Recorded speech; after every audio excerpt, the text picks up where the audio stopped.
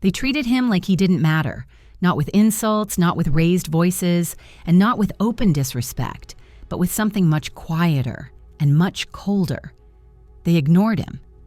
Every single morning he arrived before most people stepped into the building, and every single evening he stayed long after the offices had gone dark, moving through the halls slowly, methodically, without drawing attention to himself. He cleaned the same hallways, wiped the same glass walls, and emptied the same trash bins. Day after day, week after week, while people walked right past him, rarely noticing he was there at all. To them, he was just the janitor, quiet, unremarkable, and easy to forget. No one asked his name, no one wondered what he thought, and no one imagined that one day an entire room would fall silent because of him.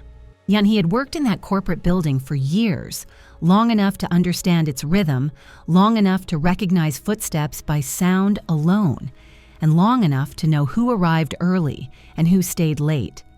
He moved through the building carefully, always aware of where he was, always careful not to interrupt and careful not to be in the way. Meetings happened all around him, important ones, the kind that shaped careers and decided futures. Executives talked about leadership, about strategy, and about decisions that affected hundreds of people, sometimes without ever lowering their voices. They spoke freely, confidently, as if the quiet man cleaning nearby wasn't really there, as if silence meant ignorance. Sometimes someone would gesture impatiently for him to move aside, a quick motion of the hand, or a glance that never quite met his eyes. Other times, voices dropped lower, laughter followed, and smiles appeared, assuming he couldn't hear. But he heard everything. He always had. And still, he said nothing. Most people believed his silence meant he had nothing to say, that he had nothing worth hearing. They were wrong. Silence for him was not emptiness, and it was not weakness. It was control. Over time, he had learned that people reveal the most about themselves when they believe no one important is listening. He noticed how quickly respect disappeared when power felt uneven, and how easily kindness faded when someone was seen as insignificant. He watched how confidently people spoke over others, how rarely they questioned their own assumptions, and how comfortable they became when they believed no one would challenge them. And he remembered all of it, not with bitterness and not with anger, but with awareness, because understanding people, he had learned, mattered more than impressing them. One evening, after a particularly long board meeting, he stayed behind to clean the room. The executives had already left, their voices still lingering faintly in the air. The chairs were crooked, some pushed back carelessly, others turned at awkward angles as if no one had bothered to notice. Papers lay scattered across the long table, and coffee cups sat abandoned, half full and forgotten. He straightened each chair carefully, one by one, taking his time, making sure every detail was in place. Not because anyone asked him to, and not because anyone would ever notice, but because he believed the way you treat small things reveals who you truly are. Then as he wiped down the table, something caught his eye, a document left behind. He picked it up slowly, holding it for just a moment. He didn't read it, didn't skim it, and didn't pause over it.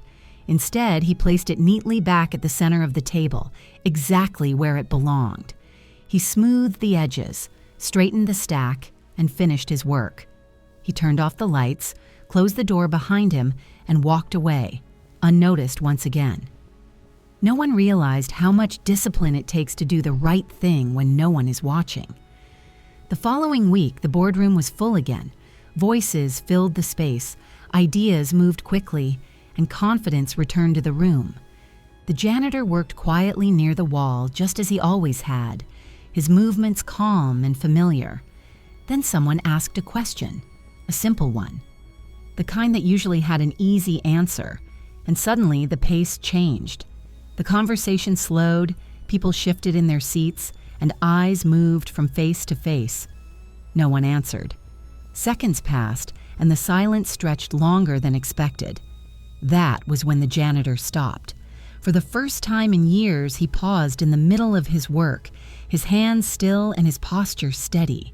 He lifted his head slowly, calmly, without defiance and without hesitation, and then he spoke. Just one sentence, delivered carefully, measured, unrushed, and perfectly clear. The kind of sentence that doesn't guess, the kind that understands the problem before anyone else even realizes what the problem truly is. The room froze. No one interrupted him, no one laughed, and no one dismissed what they heard, because what he said carried weight. And it wasn't theory, and it wasn't opinion. It was insight, the kind that comes from years of careful observation, from listening instead of speaking, and from seeing how decisions affect real people, not just numbers on a screen.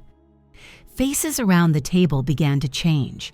Confidence softened, certainty cracked, and assumptions quietly fell apart. The silence that followed felt heavier than any argument ever had. Someone finally asked him his name. Someone finally looked at him, really looked at him for the first time. Questions followed, careful ones now asked with curiosity and respect, and he answered them, simply and directly. He didn't explain his background, didn't list accomplishments, and didn't justify why he knew what he knew. He didn't need to. When the moment passed, he returned to his work, still quiet and still composed. But something had shifted. He stood a little straighter now, moved with a little more certainty, and carried himself differently. And people noticed, not because he demanded attention and not because he raised his voice, but because he had earned respect. That day, there was no applause, no dramatic reveal, and no sudden promotion.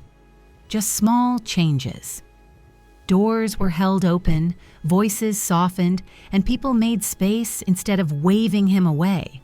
Because sometimes, the people who speak the least are the ones who understand the most.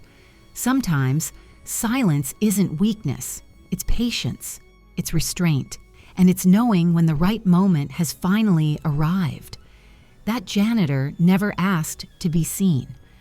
But the moment he chose to stand up just once, the room fell silent, and nothing felt the same after that.